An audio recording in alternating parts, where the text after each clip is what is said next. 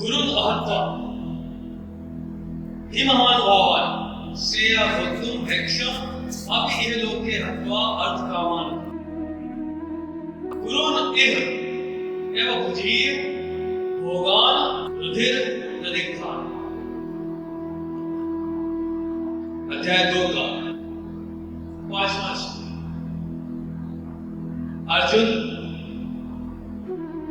युद्ध में क्यों सम्मिलित नहीं होना चाहता, उसका कारण अर्जुन कहते हैं कि गुरुजनों को मारना, पितामह को मारना, कोई गुरु कृपाचार्य को मारना, ये किस कोट के पाप कर्म हैं और इन पाप कर्मों से मेरी आत्मा में जो घाव लगेंगे उनकी वेदना सोचकर भी मैं अपना अस्तित्व खो रहा हूं। मुझे ऐसा लग रहा है कि इस नीच कर्म से, गुरुओं को मारना, स्वजनों को मारना, इस नीच कर्म से तो अच्छा है कि मैं भिक्षा मांगकर भोजन करूं, मैं भिक्षा मांग करके अपना जीवन व्यतीत करूं। इस स्वजनों और गुरुजनों के रुधिर से सने हुए राज्य का मैं क्या करूं?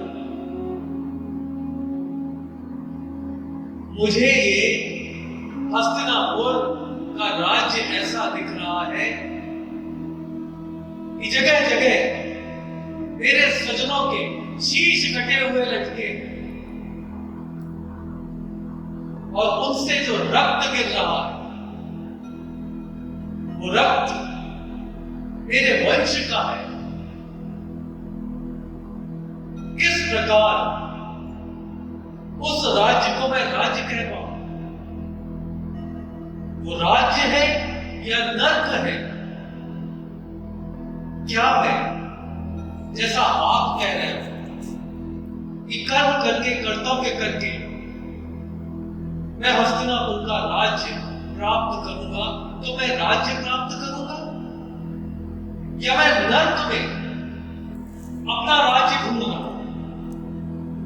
जगह जगह मेरे स्वजनों के, मेरे भाइयों के, मेरे भतीजों के, मेरे सभी अपनों के शीश कटे, और जब मैं घरों के अंदर झांककर देखता हूं तो मेरे अपनों की विधवाएं चीत्कार कर रही हैं। ऐसे में कैसे विजय श्री के मंगल गीत गाए जाएंगे? और यदि ये धर्म की स्थापना है तो मुझे तो कुछ भी मंगल नहीं दिखता है। मुझे तो सब जगह अमंगल दिखाई दे रहा है। मुझे तो ऐसा लग रहा है जैसे मैं एक ऐसे राज्य की आधारशिला रख रहा हूं जो युगों युगों तक भूतों प्रेतों का आवास माना जाएगा। मुझे नहीं समझ में आ रहा। और उस राज्य में मुझे सिर्फ उन्हीं लोगों के शीश कटे हुए नहीं दिखते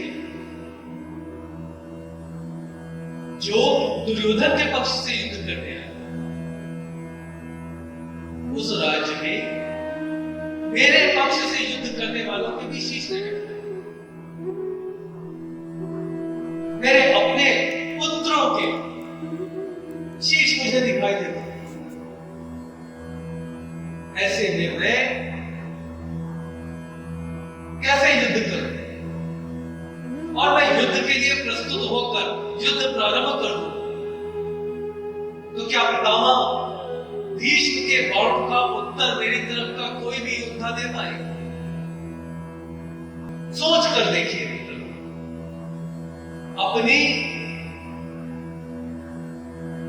इच्छा पूर्ति के लिए मैं अपनी तरफ के योद्धाओं को भी मौत के मुख में धकेल रहा हूं, सिर्फ अपना राज्य सुनिश्चित करने के लिए। ये रुधिर से सना हुआ हस्तिनापुर किसे फैलेगा? आप युधिष्ठिर की बात कर रहे थे, क्या वो ऐसा राज्य प्राप्त करके प्रसन्न होंगे जो इन सब लोगों के वीर गति प्राप्त होने के बाद जो विलाप प्रारंभ होगा, मुझे तो वर्षों तक उसका अंत ही नहीं दिखता। किस प्रकार के राज्य में मैं रहूंगा? आप मुझे मार्ग दिखाइए।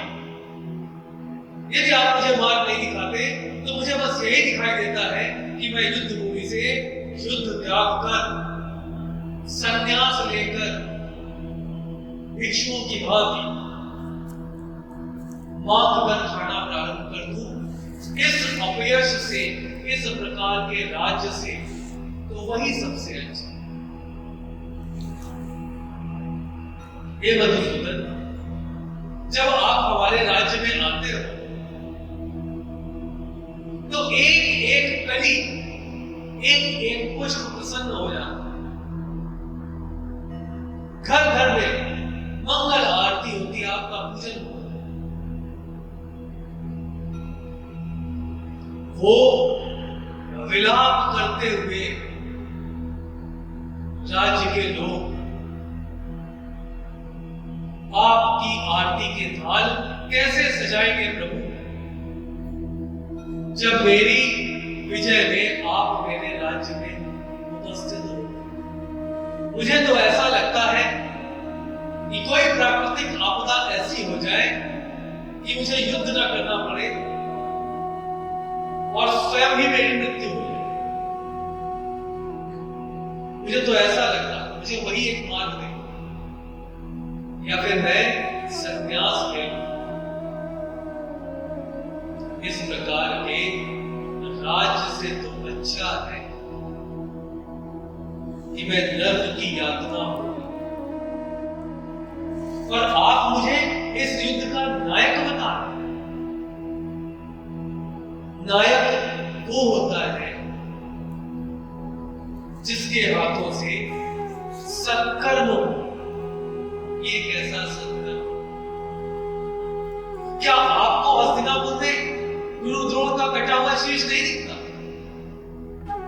कर्ण जैसे महारथियों के शव नहीं दिखाई देते?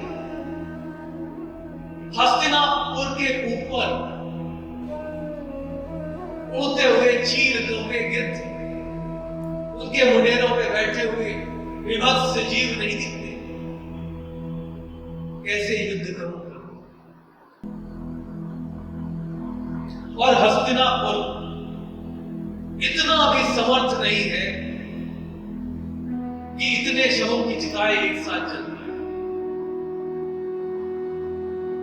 और ये सब यदि मेरे कारण होगा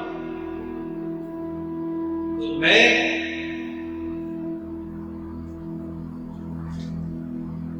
उस नर्क की यातना सोचकर भी कांप जाता हूं।